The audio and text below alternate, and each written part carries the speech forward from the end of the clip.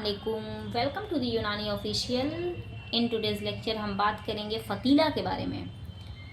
Actually में फ़तीला को modern में हम कंपेयर कर सकते हैं, जैसे आई ड्रॉप हुआ, कान में जो ड्रॉप हम लोग डालते हैं, ईयर ड्रॉप, नाक में जो ड्रॉप डालते हैं, तो ये जो ड्रॉप होता है ना, ड्रॉप के फॉर्म में जो दवाई यूज़ होती हैं, तो पुराने ज़माने में फ़तीला उसी को बोला जाता था।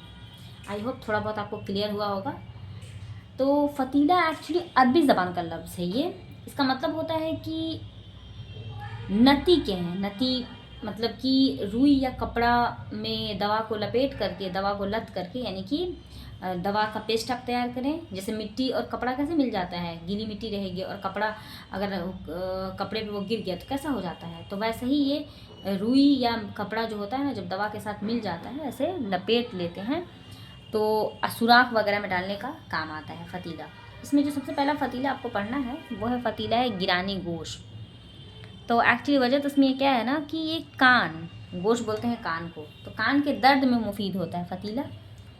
गिरानी गोश यानी कि कान के दर्द में काम आता है, इसलिए इसका ये नाम पड़ा। ज़ायदा तरकीबी आपका हो जाएगा अंजरूत, शहद खालिश और मको खुश्क। मवाक़े इस्तेमाल है कि कान के दर्द में काम आएगा। तरीका तैयारी हो जाएगा कि तीनों को पीस करके आप फ़तीला तैयार करें, मकदार खुराक जितना ज़रूरत रहेगा। दूसरा है फ़तीला बराए हब्सुल खून।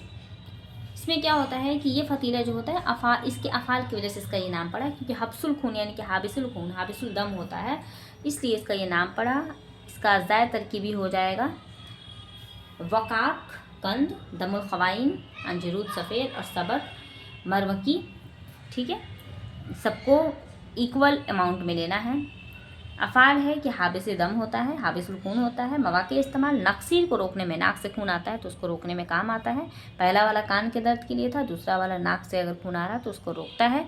तरीका तैयारी सबको बारीक पीस करके फ़तीला बनाएं, जितना ज़रूरत रहेगा उतना लगाएं। दिस इज़ ऑल अबाउट फ़तीला। मिलते हैं नेक्स्ट वीडियो में।